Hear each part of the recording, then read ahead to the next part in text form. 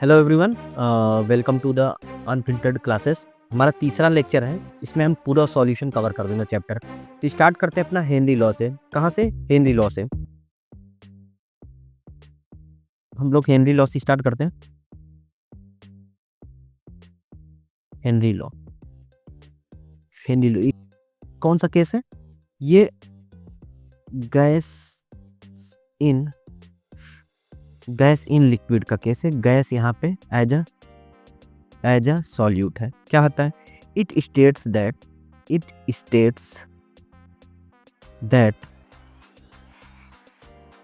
the amount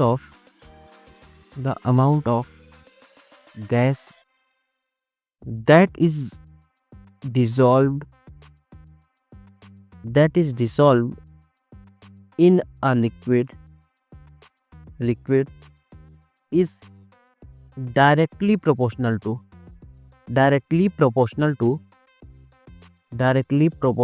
the partial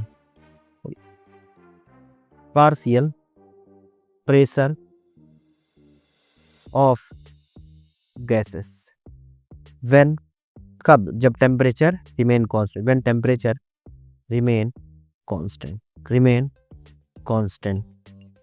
तो हम इसको लिख सकते हैं pressure directly proportional to the solubility.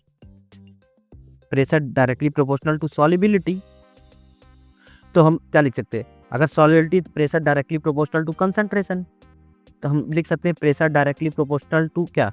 Mole fraction of gas. तो प्रोपोर्शनलिटी कांस्टेंट हटाने के लिए हम KH लगाते हैं। KH is equal to X of gas. इसी को हम बोलते हैं हेनरी लॉ। क्या इसको बोलते हैं? Henry's law. यहाँ पे KH क्या है? हेनरी कांस्टेंट है। क्या है? हेनरीज कांस्टेंट है। अब हम फैक्टर्स देख लेते हैं कि किस किस फैक्टर पे ये डिपेंड करता है। देख दें फैक्टर अफेक्टिंग, यहाँ पे फैक्टर अफेक्टिंग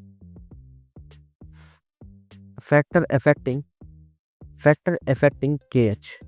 क्या फैक्टर अफेक्टिंग? हम KH की बात कर लेते हैं। किस किस पे KH डिपेंड करता है? तो पहला देखते हैं हम। पहला KH depend upon nature of gas. पहला क्या है? KH depend on nature of gas पे। जैसे एट कांस्टेंट टेम्परेचर पे अगर हम बात करें तो KH हैज डिफरेंट वैल्यूज।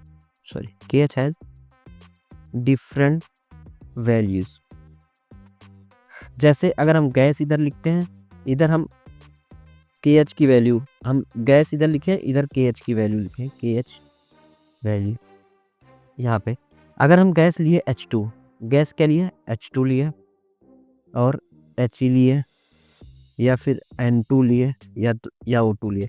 तो हम कहें कि अगर वैल्यू देखें एट कांस्टेंट टेम्परेचर पे KH की वैल्यू सब डिफरेंट आएगी। इसकी वैल्यू 16.16, हीलियम की 1.497, N2 की 76.4, इसकी वैल्यू 34.80। क्या है? हम कह सकते हैं कि KH की वैल्यू एट कांस्टेंट टेम्परेचर अलग अलग गैस के लिए अलग अलग आएगी। Second factor KH depend on temperature. KH depend on temperature भी कौन? जैसे हम KH की बात करें, KH डिपेंड ऑन टेम्परेचर पे। तो अगर हम इधर लिख दिए गैस, इधर लिख दिए टेम्परेचर, यहाँ पे लिख दिए हम KH की वैल्यू।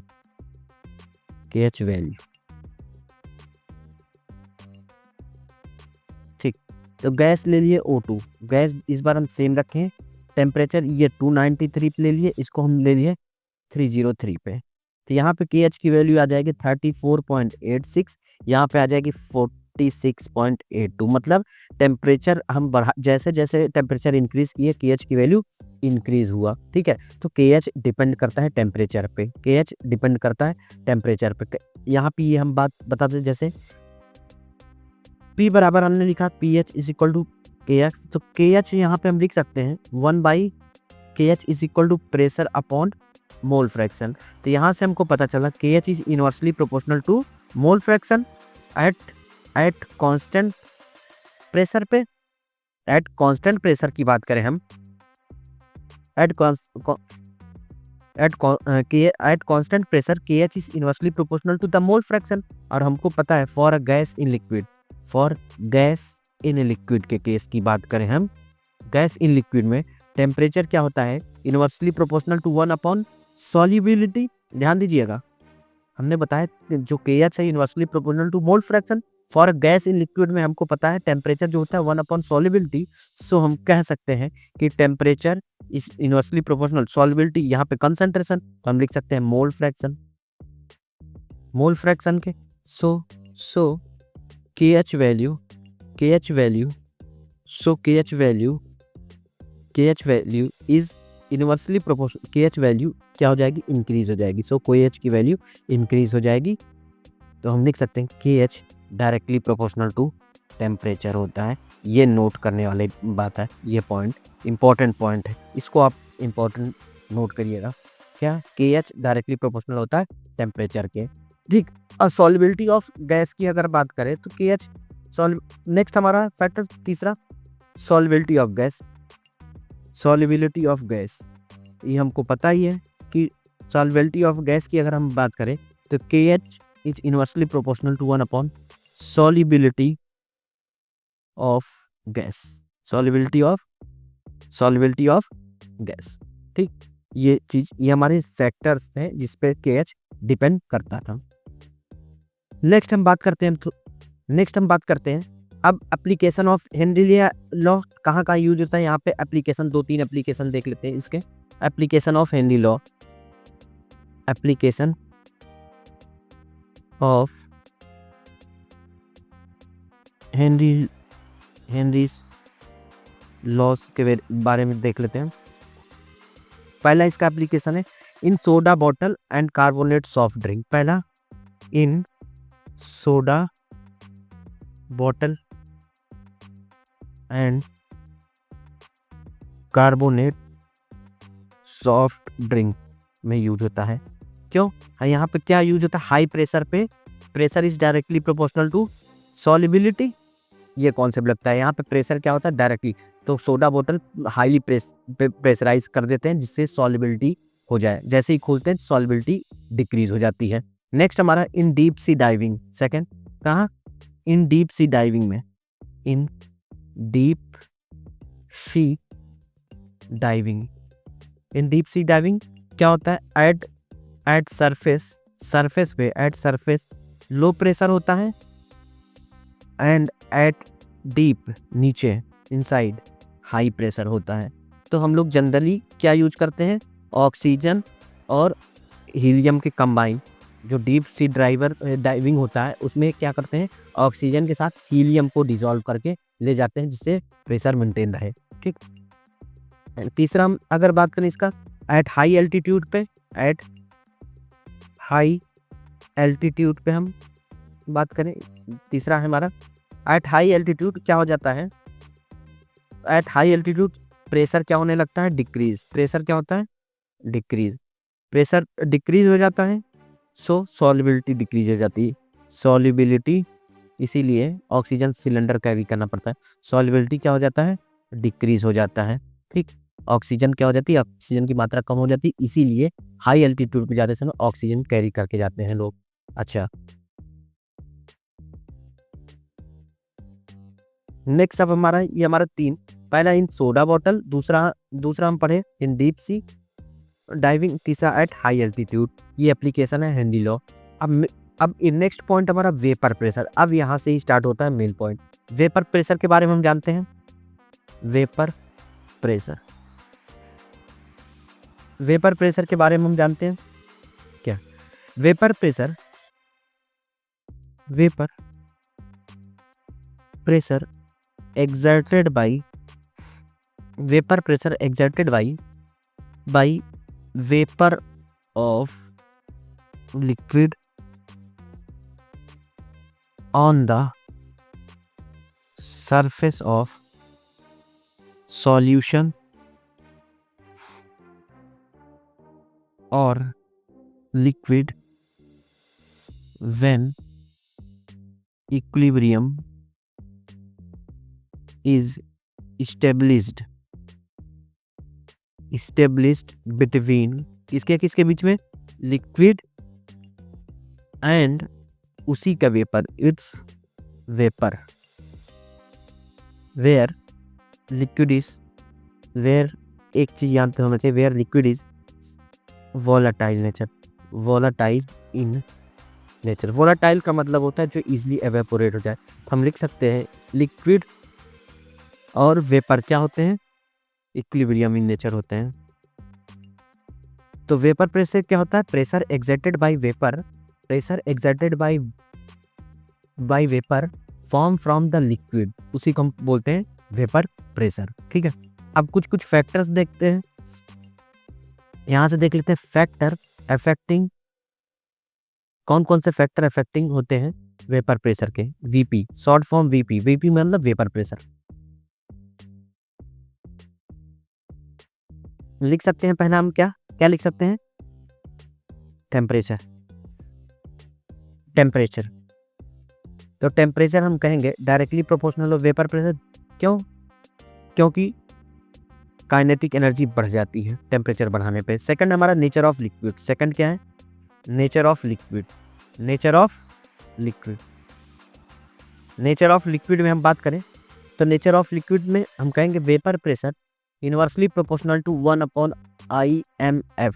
इसका मतलब क्या, इंटर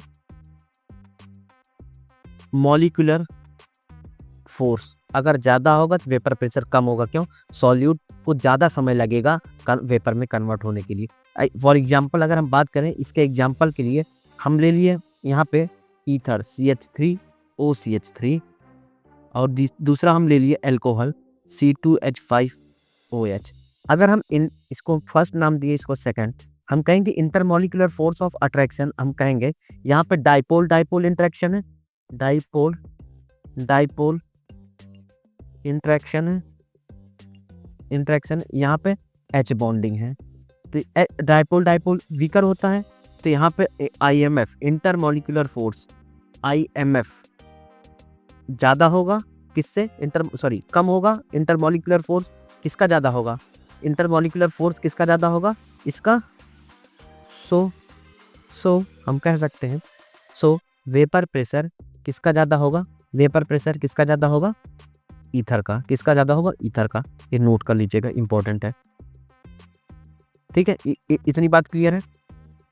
नेक्स्ट बात करते हैं, नेक्स्ट हमारा तीसरा boiling point. Boiling point, boiling point की बात करें, बॉइलिंग पॉइंट क्या होता है, हमने जानते हैं बॉइलिंग पॉइंट इनवर्सली प्रोपोर्शनल होता है वेपर प्रेशर के। किसके, इनवर्सली प्रोपोर्शनल होता है वेपर प्रेशर के। ठीक, फोर्थ हम purity of liquid, pure liquid, यहाँ पे प्योरिटी ऑफ लिक्विड की बात करें, purity of liquid, purity of liquid मतलब pure liquid has more vapour pressure than solution. याद रखिएगा, तो हम कह सकते हैं P0 is always greater than P। ये ऑलवेज प्योर फॉर्म में वेपर प्रेशर हम कहेंगे P0 मतलब vapour pressure of pure form and vapour pressure of solution is always. तो प्योर फॉर्म का हमेशा क्या होता है, ज़्यादा। तो 4 फैक्टर होते हैं जिसपे वेपर प्रेशर इफेक्ट करता है। नेक्स्ट हमारा है, नेक्स्ट अब हम बात करें इसके एप्लीकेशन में, ये हम कहेंगे राउल्स लॉ। इंपॉर्टेंट टॉपिक है, यहाँ से हम राउल्स लॉ की बात करने चलते हैं। राउल्स लॉ इंपॉर्टेंट है, यहाँ से जो एग्जाम में आता है। राउल्स लॉ, राउल्स लॉ हम जानते हैं क्या होता है। Raoult's law, for any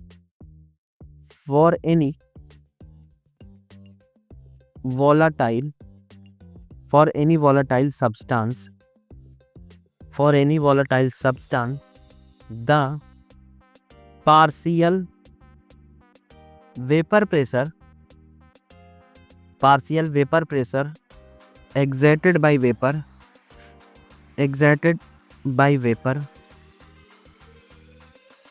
on the surface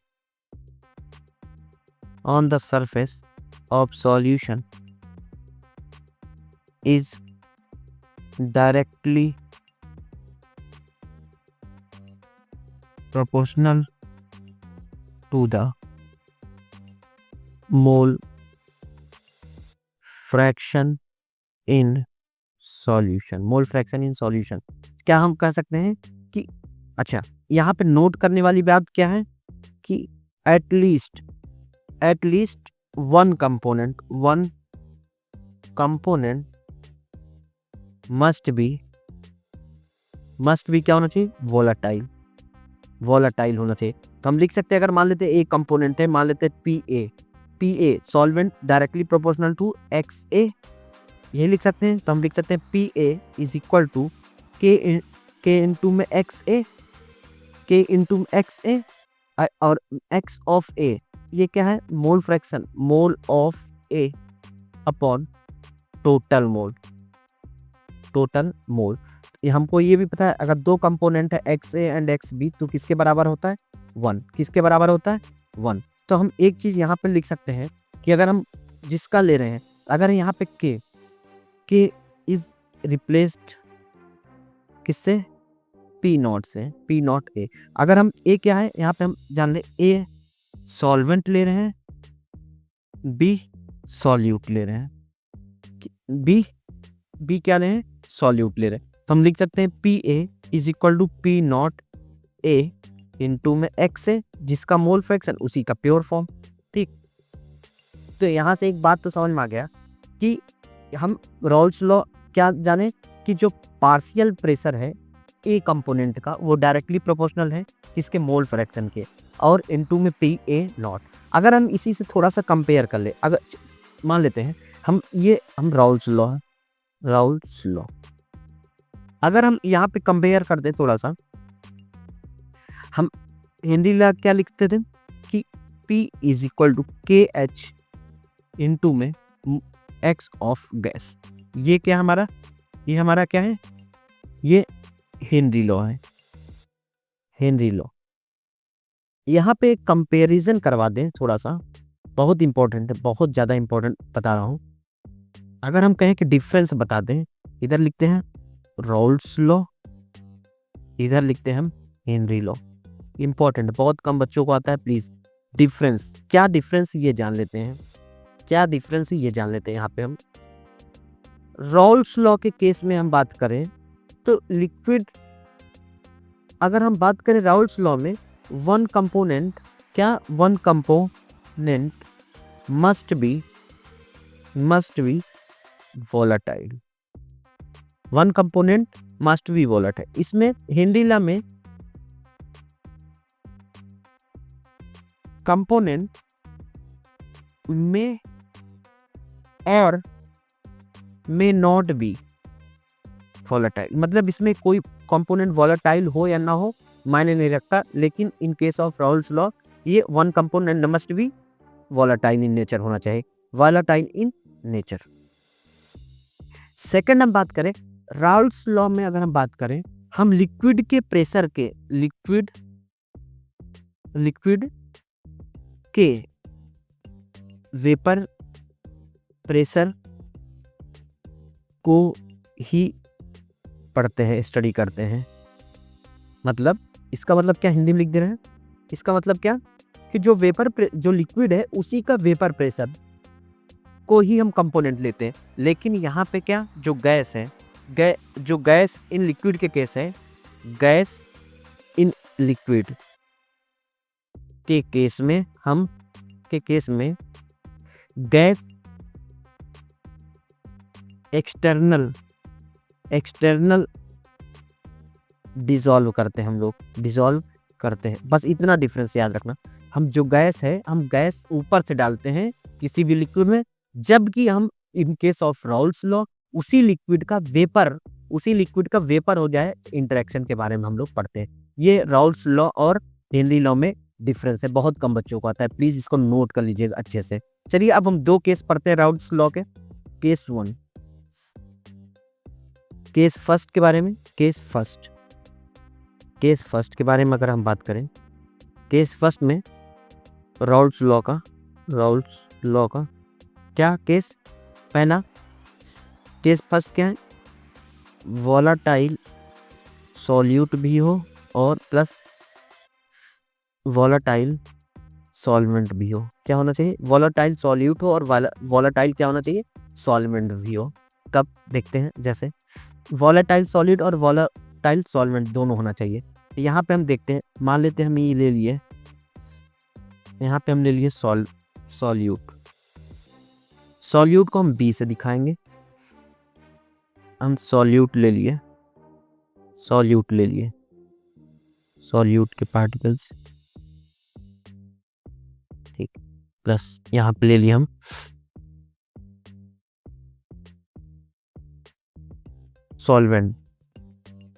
solvent को ए से ले लिया। सॉल्वेंट क्या ले लिए? ए ले लिया। मान लेते हैं सॉल्वेंट,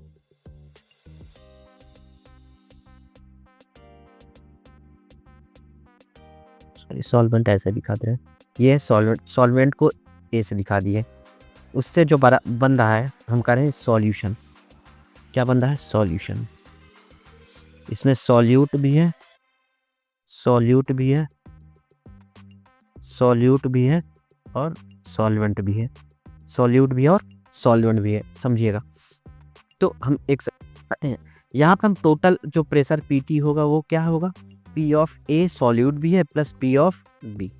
यहाँ पे अगर हम सॉल्यूट की बात करें तो पी बी नॉट क्या है? P B nought, pure of solute, and P A nought, P not A. तो प्योर सॉल्वेंट, प्योर सॉल्यूट, और यहाँ जो बनेगा सॉल्यूट भी है और सॉल्वेंट भी है।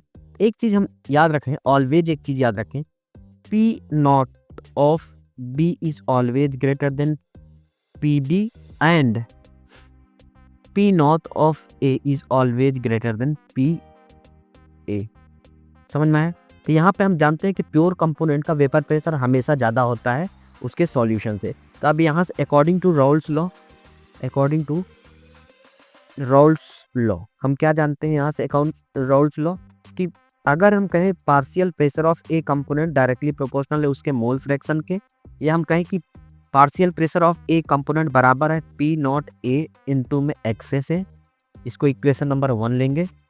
दूसरा अगर हम कहें कि इसी तरह हम बी कंपोनेंट के केस में P B is equal to P not B into में एक्स बी, इसको मानेंगे दूसरा इक्वेशन, सेकंड इक्वेशन, ठीक।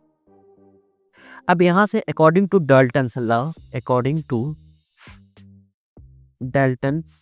लॉ क्या जानते हैं हम? अकॉर्डिंग डाल्टन्स लॉ हमेशा फॉर नॉन रिएक्टिंग गैस के लिए होती है, फॉर नॉन रिएक्टिंग गैस के लिए बात होती है।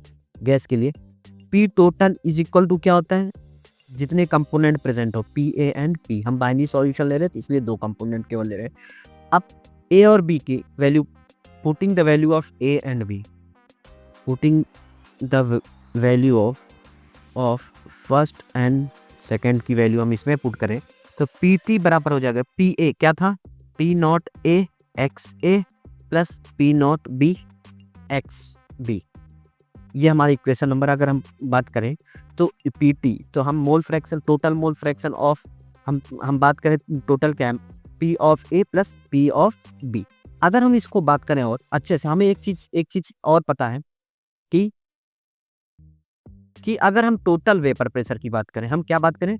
टोटल वेपर प्रेशर की बात करें तो किसी 2 कंपोनेंट के लिए, फॉर 2 कंपोनेंट, हमें ये भी पता है X A plus X B बराबर 1, मतलब mole fraction of A plus mole fraction of B बराबर कितना होता है? 1। तो यहाँ से एक चीज हम देख लें, तो अगर हम total P T is equal लिख क्या सकते हैं? P not A X A plus P not B X B के स्थान पर लिख सकते हैं 1 माइनस एक्स ए। कैसे आया? तो हमको पता है X B is equal to 1 minus X A होता है, इस इक्वेशन से यहाँ रख दिए। तो हम लिख सकते हैं P T is equal to P not A X A, ये मल्टीप्लाई हो जाएगा तो P not B minus P not B X A. तो यहाँ से रीअरेंज करें इक्वेशन तो P T is equal to आ जाएगा P not B plus X A P not B X A oblique में पी नॉट ए माइनस यहाँ पे हम लिख सकते हैं एक्स से कॉमन अगर हम लिए, एक्स से हम अच्छा बाहर ले लिए तो P not A minus P not be, ये आ गया। कब? इफ ये मान के हम चलते हैं कब, ध्यान दीजिएगा, कब, जब हम कहें कि इफ पी नॉट, अच्छा ये कब है, मान लेते हैं कि ये कब, when P not A is greater than P not be. If अगर हम कहें पी नॉट बी ज़्यादा हो जाए पी नॉट ए से, कि इक्वेशन नंबर इसको हम डाल देते हैं तीसरा, तो पी टी बराबर हो जाएगा P not A plus X B P not B minus P not A. ये दोनों केस राउल्स लॉ के हैं, कब, वॉलेटाइल कंपोनेंट के लिए। ठीक, अब हम ग्राफ देख लेते हैं जो मोस्ट इंपॉर्टेंट है। ग्राफ हमको तीन इक्वेशन का बनाना होता है, ग्राफ जान लेते हैं, ग्राफ ऑफ राउल्स लॉ के ग्राफ देख लेते हैं, ध्यान से समझिएगा। ठीक, तीन इक्वेशन का ग्राफ हमको, ग्राफ किसके किसके पढ़ने, पहला हम कहें P A is equal to P not A X A का पढ़ना है, दूसरा पढ़ना है P B is equal to P not B X B का ग्राफ, तीसरा हमको पी टी बराबर P not A sorry P not B plus X A P not A minus P not B, इसका ग्राफ, इस तीन का graph हमको बनाना है। ठीक है, देखते हैं अब, तो समझिएगा। इक्वेशन 1, अगर हम इक्वेशन 1 से पहले पॉइंट देखते हैं, फ्रॉम इक्वेशन 1 से A P A is equal to P not A X A है, हमें पता है ये। अगर हम कहें ये ग्राफ क्या बनेगा, y is equal to M X का ही ग्राफ, स्ट्रेट लाइन पढ़ते हैं, y is equal to M X. तो यहाँ अगर हम कहें इफ, पहला पॉइंट निकाल रहे हैं, पहला पॉइंट एट एक्स ए बराबर 0 ले लें। अगर हम एक्स ए बराबर 0 ले लिए तो पी ए की वैल्यू क्या आ गई, तो यहाँ से पी ए की वैल्यू क्या आ गई, 0, तो एक पॉइंट निकल गया हमारा, पी ए की वैल्यू क्या आ गई, तो एक्स एक्सिस पर मोल फ्रैक्शन, तो मोल फ्रैक्शन की वैल्यू 0 और पी ए की वैल्यू 0, पहला पॉइंट। दूसरा, अगर हम कहें at X A is equal to 1 ले लिए, तो यहाँ पे आ जाएगा P A is equal to P not A, तो दूसरा पॉइंट हमारा आ गया इस ग्राफ के लिए 0 और 1 एंड पी नॉट ए। ठीक, ये हम फ्रॉम इक्वेशन 1 से आया। अगर हम इक्वेशन नंबर 2 से बात करें तो ये हमारा एक पॉइंट ही है, हम इसको सर्किल कर दे रहे हैं या बॉक्स में भर दे रहे हैं। ठीक, फ्रॉम इक्वेशन सेकंड क्या है, P B is equal to P not B X B. तो यहाँ हम कहें एट, अगर हम कहें एक्स बी बराबर 0 ले लें, एक्स बी बराबर अगर हम इसकी वैल्यू 0 ले लेंगे तो पी वी की वैल्यू क्या आ जाएगी, 0, तो पहला पॉइंट निकल गया 0 0। ठीक, अगर हम कहें एट एक्स बी बराबर 1, तो पी बी किसके बराबर आ गया, पी बी नॉट के, तो 1 and P not B value आ गई। अब फ्रॉम इक्वेशन 3 से हम देखे थे, अच्छा इसको हम बॉक्स में बना दे, इसको हम, ठीक, अब फ्रॉम इक्वेशन नंबर 3 से हम देखते हैं, फ्रॉम इक्वेशन 3, इक्वेशन नंबर 3 क्या था हमारा, P T is equal to P not B plus X A P not A minus P not B. तो यहाँ पे हम देखते हैं एट एक्स ए बराबर, हम एट एक्स ए बराबर 0 ले लें। अगर हम एक्स ए 0 लेंगे तो ये पूरा कंपोनेंट 0, तो हमारा पी टी की वैल्यू क्या आ जाएगी, P T is equal to P not B. तो एक हमारे पास क्या आ गया, पी नॉट बी, तो हम लिख सकते हैं 0 एंड पी नॉट बी। ठीक, अगर हम कहें at X A is equal to 1 ले लूँ, at X A is equal to 1 ले लूँ, तो पी टी की वैल्यू हमारा आ जाएगा पी नॉट ए, क्या आ जाएगा, पी नॉट ए। एक्स से अगर हम कहें 1, तो यहाँ से हम 1 ले लिए, तो पी नॉट बी कैंसिल, यहाँ से पी नॉट ए आ जाएगा, तो एक हमारा पॉइंट आ गया 0, एक हमारा पॉइंट आ गया 1 एंड पी नॉट ए। ठीक, तो ये हमको बस इतने इसी 4 हर 1 2 3 4 6 पॉइंट हमको मिल गए। अब इसका हम ग्राफ देखेंगे, ग्राफ किसके किसके बीच बनेगा, ध्यान से देखिएगा, बहुत अच्छी ग्राफ देखना है हमको।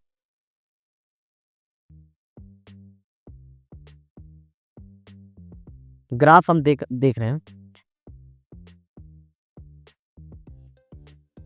ग्राफ देखेंगे। ये हम मोल फ्रैक्शन की बात करें, इधर इधर क्या हमारा मोल फ्रैक्शन, इसको x, इधर इधर क्या है हमारा प्रेशर,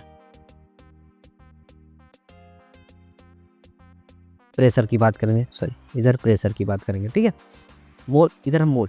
अच्छा, एक चीज यहाँ पे हमको देखने की बात है कि XA प्लस XB बराबर 1 है, पहला नोट पहला चीज। दूसरा चीज हमको ये हम माने हैं कि P नॉट एक ज्यादा है P नॉट B से, ठीक है। ध्यान से दीजिएगा, देखिएगा, अगर हम कहें कि यहाँ पे XA की वैल्यू क्या है, यहाँ पे XA की वैल्यू 0 है और XB की वैल्यू यहाँ पे 1 है, यहाँ पे XA की वैल्यू 1 है और XB की वैल्यू 0 है, इतना। तो यहाँ ये 0 पॉइंट हमारा 0 पॉइंट, तो 0 पॉइंट पे ग्राफ यहाँ, ठीक। अब पहले इक्वेशन का ग्राफ हम देखते हैं। पहले इक्वेशन का ग्राफ ये है, पहला 0 है तो पहला पॉइंट हमारा आ गया यहाँ पे, ये हमारा पॉइंट यहाँ पे आ गया, ठीक। फिर दूसरा पॉइंट हमारे पहले इक्वेशन का 1 और P नॉट है, एक्स एक्सिस पे 1, अगर हम कहें एक्स एक्सिस पे 1 है, दूसरा P नॉट ए। तो अगर हम कहें कि 1 और P नॉट ए की बात करें, तो P नॉट ए, अगर हम कहें कि यहाँ इधर हम P नॉट ए आएगा, तो यहाँ इसकी वैल्यू हम देखते हैं।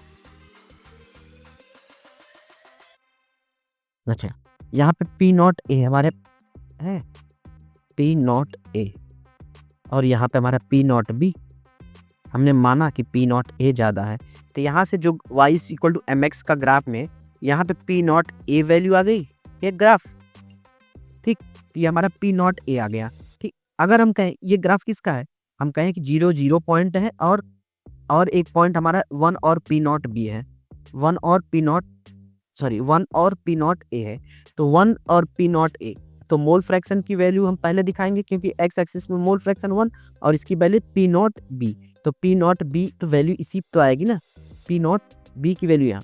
अब हम कहें कि यहाँ पे P नॉट ए है, एक्स ए, इसका जो ग्राफ आएगा, ये इक्वेशन नंबर 1 का ग्राफ हुआ, तो इक्वेशन हम क्या लिख सकते हैं इसको, ये हो सकता है P A is equal to P not A X A का ग्राफ है, ठीक। अगर हम बात करें ये किसका, यहाँ पे फिर हम कहें कि ये 0 पॉइंट है पहला, और दूसरा 1, ये वैल्यू 1 है, ये वैल्यू 0, सॉरी ये 1 था, 1 पे पी बी आया ना, तो इसी तरह 1 पे पी ए, क्यों, सेकेंड पॉइंट ये है, ये हमारा पॉइंट क्या है, इस पॉइंट का नाम क्या है, पी बी है, तो इस पॉइंट का नाम क्या है 1 और P नॉट बी, और ये क्या है, इस पॉइंट का नाम हम देंगे 1 और P not a. Equation number दूसरे सा है 1, इधर हम लिए 1, ये लिखे P है, तो यहाँ पे हम ग्राफ खींच देते हैं, यहाँ से हम,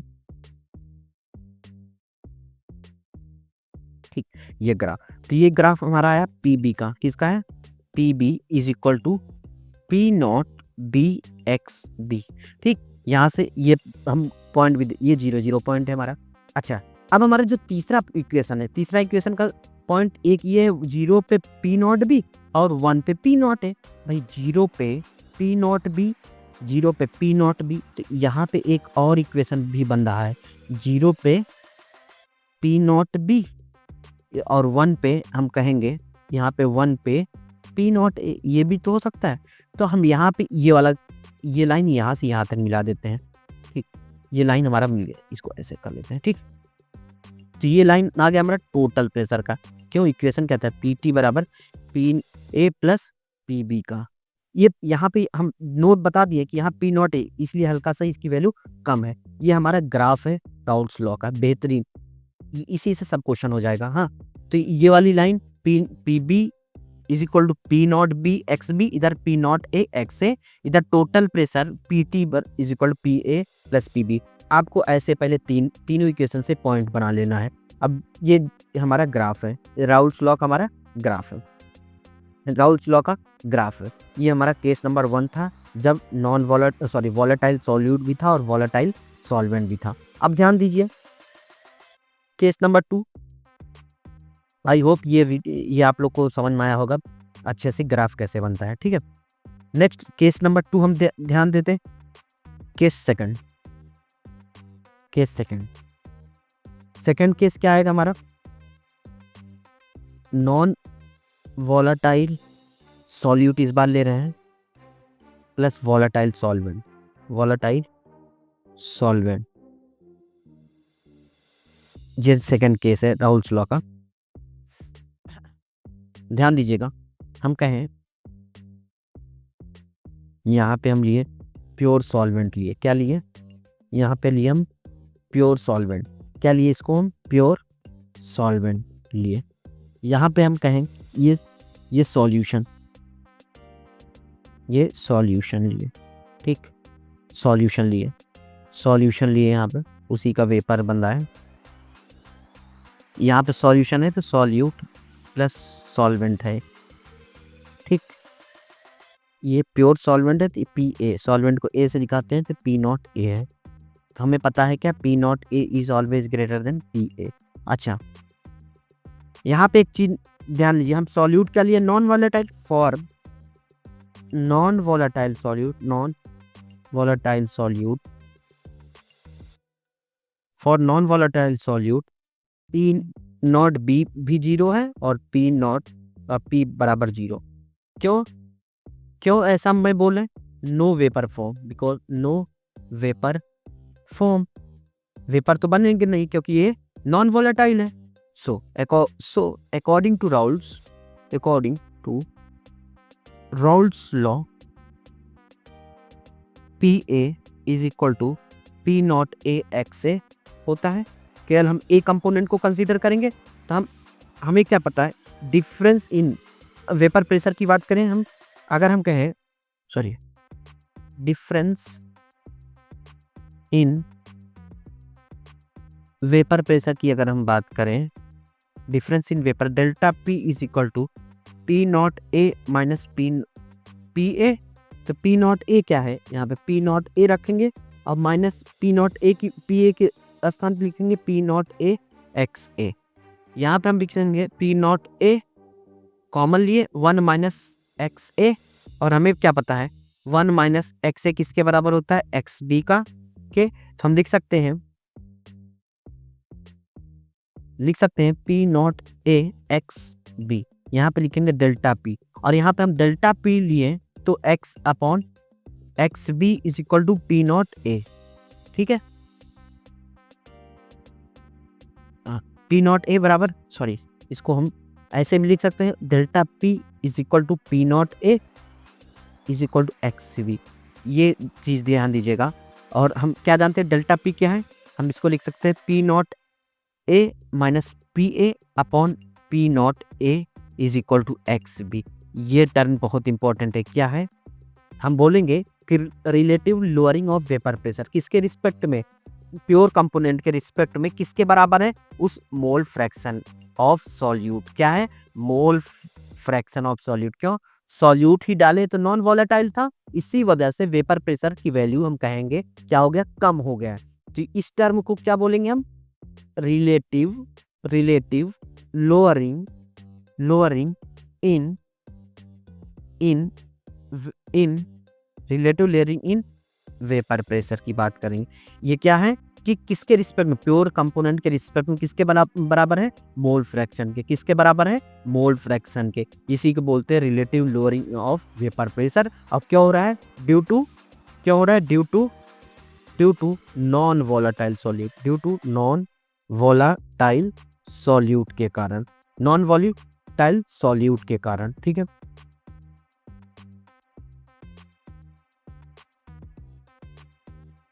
अच्छा, अगर हम कहें कि नोट, यहाँ पे एक नोट करने वाली बात क्या है कि जो RLVP है, relative lowering of vapour pressure, depend on quantity of solute पे, इसको याद रखिएगा, आगे मैं बताऊंगा जब क्वालिटेटिव प्रॉपर्टी पढ़ाऊंगा, इंपॉर्टेंट पॉइंट है। तो अच्छा, अब इसका हम ग्राफ देख लेते हैं।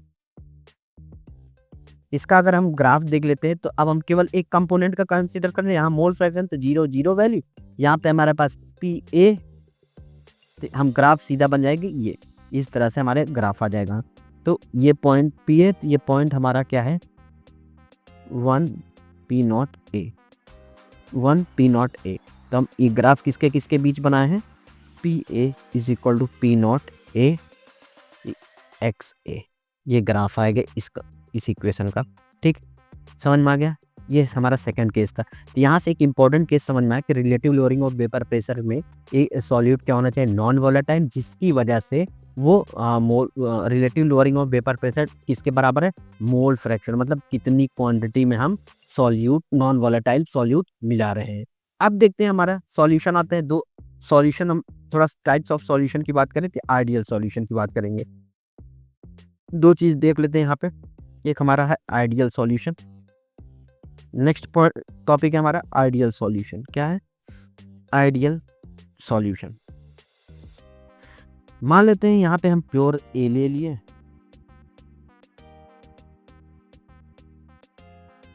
प्योर ए ले लिए प्लस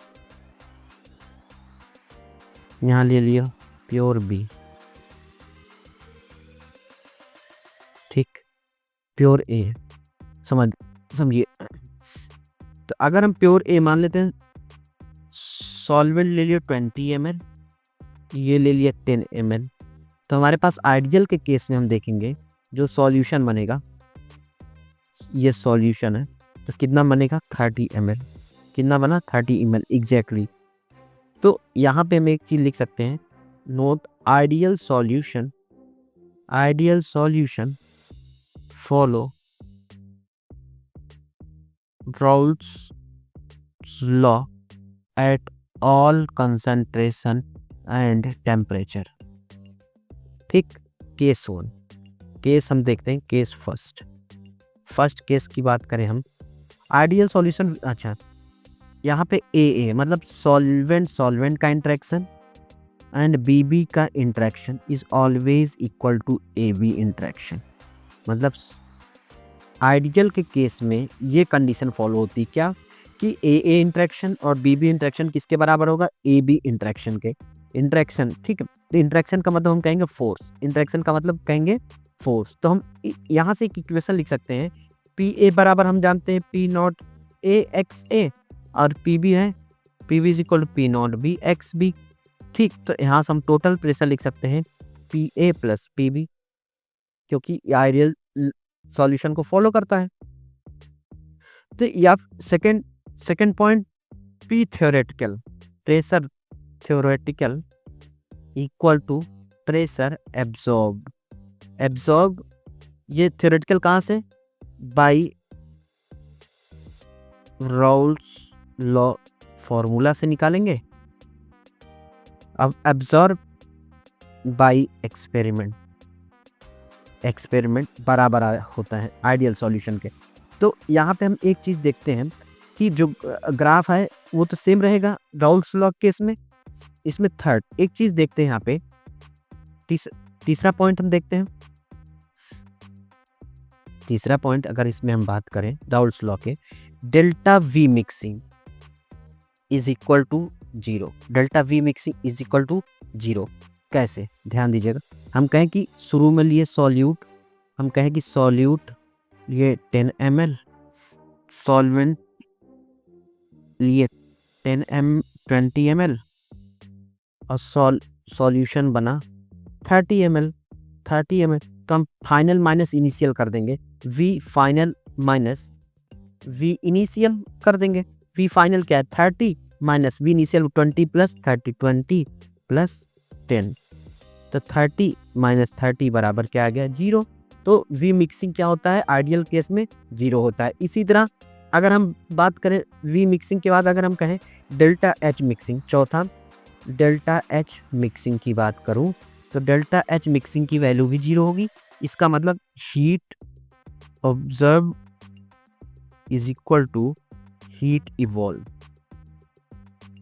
जितनी हीट रिक्वायर्ड हो रही बॉन्ड बनने में उतना ब्रेक होने में, हीट ऑब्जर्व बराबर हीट इवॉल्व। ठीक है, नेक्स्ट नोट, यहाँ पे कुछ नोट पॉइंट की बात, आइडियल सॉल्यूशन पढ़ा रहे हैं। Note, delta S is always greater than 0, या हम इसको कहें positive, and delta G is always less than 0 मतलब negative for both ideal and non ideal solution, और both ideal and non ideal solution की बात करूंगा। इट इज क्लियर, आइडियल और नॉन। अच्छा, ऐसा क्या होता है, हमें क्या पता डेल्टा एस क्या है, चेंज इन एंट्रोपी या measurement of randomness. More is the randomness, more will be entropy, यही तो हम बात करें। एट अगर हम कहें एट फाइनल रैंडमनेस इंक्रीज तो डेल्टा एस की वैल्यू पॉजिटिव हो जाएगी। डेल्टा जी अगर हम कहें कि नेगेटिव ले लें तो इट बिकम स्पॉन्टेनियस। यहाँ देखिए, अगर हम कहें कि डेल्टा एस की वैल्यू क्या है, greater than 0 positive, it means randomness increase हो जाएगा। क्यों रैंडमनेस इंक्रीज होगा तो energy more will be energy. Next, delta G less than 0 मतलब नेगेटिव, स्पॉन्टेनियस। तो कोई स्पॉन्टेनियस क्या, जो रिएक्शन मतलब भूल जो जाए, स्पॉन्टेनियस रिएक्शन। ठीक है, इट इज क्लियर। इसके कुछ एग्जाम्पल देख लेते हैं। Example of ideal solution. Ideal solution के एग्जाम्पल देख लेते हैं हम। जैसे हम कहें क्या होना चाहिए, कुछ पहला नियरली सेम मॉलिक्यूलर मास और साइज होना चाहिए। क्या होना चाहिए, nearly same molecular mass and size होना चाहिए। मास एंड साइज होना चाहिए, मतलब सेम इंटरेक्शन होना चाहिए, सेम पोलर नेचर। सेकंड, दो कंडीशन है, सेम पोलर नेचर होना चाहिए, सेम पोलर नेचर होना चाहिए। एग्जाम्पल इसका हम कहें, पहला एग्जाम्पल इसका बेंजीन प्लस टाउलिन, बेंजीन और टाउलिन। तो बेंजीन और टाउलिन इसका एग्जाम्पल है, क्यों। सेकंड, इसका example n hexane plus n heptane, लगभग नियरली इसका सेम है साइज और मास। तीसरा अगर हम बात करें, ethyl bromide CH3CH2Br plus CH3CH2Cl। चौथा एग्जाम्पल अगर हम कहें ये तीन एग्जाम्पल हैं जो आपको आइडियल के केस में क्यों हैं, क्योंकि नियरली इनमें सेम मॉलिक्यूलर मास होता है एंड सेम पोलर नेचर के होते हैं। इसी वजह से these are the example of ideal solution. अब हम नॉन आइडियल सॉल्यूशन की बात करते हैं। Second, non ideal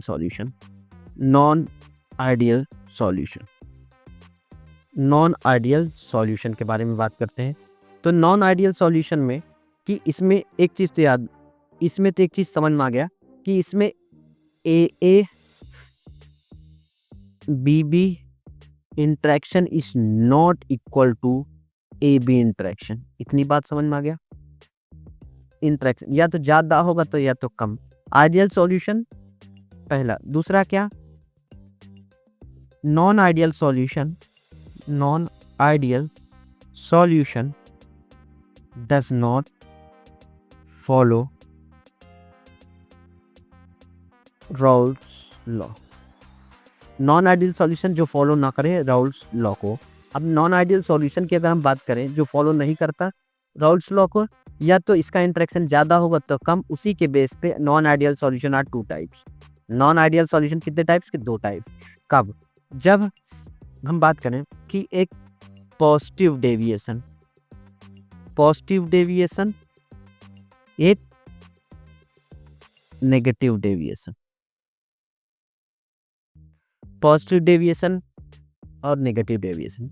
positive deviation के केस कहने का मतलब कि इसमें P observed is greater than P theoretical जहां से राउल्स लॉ, मतलब कि अगर हम कहें कि PA is greater than P not XA, या हम कहें इसी को PB greater than P not XB। तो टोटल अगर हम कहें P टोटल ग्रेटर देन होगा P not XA plus P not XB। मतलब क्या कि यहाँ पे AA अगर हम कहें AA इंटरेक्शन और BB इंटरेक्शन ग्रेटर देन होगा AB इंटरेक्शन से। क्या होगा, AA इंटरेक्शन से ज़्यादा होगा। तो इट डज, ठीक। अगर हम यहीं पे नेगेटिव डेविएशन की बात करें, नेगेटिव डेविएशन की बात करें तो यहाँ पे पहला पॉइंट आ जाएगा P observe less than P theoretical.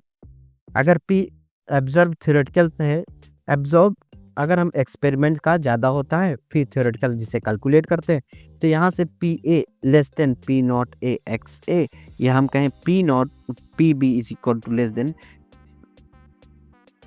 P B X B, या हम कहें टोटल प्रेशर कम ही आएगा पी नॉट एक्स ए, यहाँ पे ए लगा लो, यहाँ पे बी लगाओ, P plus P not B X B. It is, इतना बात क्लियर है। अच्छा ग्राफ देखते हैं हम, जैसे केस ग्राफ बनाए थे हम, दोनों कंपेयर में पढ़ा रहे हैं। हमारा एक ग्राफ आया था यहाँ पे पी ए नॉट, यहाँ पे आया था हमारा पी नॉट बी। एक हमारा ग्राफ आया था ये, एक ग्राफ हमारा आया था ये, ठीक, और टोटल प्रेशर का ग्राफ हमारा आया था ये, ठीक। तो अब देखना ये हमारा टोटल प्रेशर का था। इस केस में प्रेशर हम कहें कि वेपर प्रेशर ज़्यादा, तो यहाँ पे ये हमारा पी टी बराबर क्या था पी ए पी बी। अब क्या होगा अगर इस केस में, तो वेपर प्रेशर क्या हो जाएगा इंक्रीज हो जाएगा, ये टोटल वेपर प्रेशर इंक्रीज हो जाएगा, इसीलिए इसका भी ये प्रेशर क्या हो जाएगा ओरिजिनल से इंक्रीज हो जाएगा, इसका भी वेपर प्रेशर क्या हो जाएगा इंक्रीज हो जाएगा, क्या हो जाएगा इंक्रीज हो जाएगा, क्या हो जाएगा इंक्रीज हो जाएगी, ठीक है। अगर हम इसकी बात करें, इस वाले इसका ग्राफ अगर हम बात करें, तो इस केस का ग्राफ ये हमारा क्या आ गया पी नॉट ए, यहाँ से अगर हम कहें ये ग्राफ आ गया पी नॉट बी। इस केस में हम देखेंगे और ये आ गया हमारा टोटल, हम ये हमारा P T is equal to P A plus P B है। अब इस केस में हम ध्यान देंगे, इस केस में वेपर प्रेशर की वैल्यू कम है, मतलब सारा वैल्यू हमारे पास ही क्या हो जाएगी कम हो जाएगी, ये भी कम हो जाएगा, ये भी हमारा कम हो जाएगा, ठीक, और ये वैल्यू भी हमारी कम हो जाएगी, ठीक। ये मतलब वैल्यू हमारी थोड़ा थोड़ा कम हो जाएगी। अब क्यों, नॉन आइडियल केस में दो होते हैं, एक वेपर प्रेशर कम आता है, एक वेपर प्रेशर कम। तो यहाँ इंट्रैक्शन की हम बात करें यहाँ पे, तो हमने बताया, और इसमें क्या है ए इंट्रैक्शन और B B interaction less than क्या हो जाएगा ए बी इंट्रैक्शन, सॉरी यहाँ पे ग्रेटर हो जाएगी ए बी इंट्रैक्शन। तो समझिए ए बी इंट्रैक्शन। अच्छा यहाँ पे हम कहें कि यहाँ से कंक्लूजन निकाल रहे हैं कि यहाँ पे ए बी इंट्रैक्शन क्या होगा वीक हो गया, क्या हो गया ए बी इंट्रैक्शन वीक हो गया, सो बॉन्ड ब्रेक इजिली। यहाँ पे ए बी इंट्रैक्शन वीक हो गया ना, तो बॉन्ड क्या हो जाएगा इजिली ब्रेक हो जाएगा, एंड विल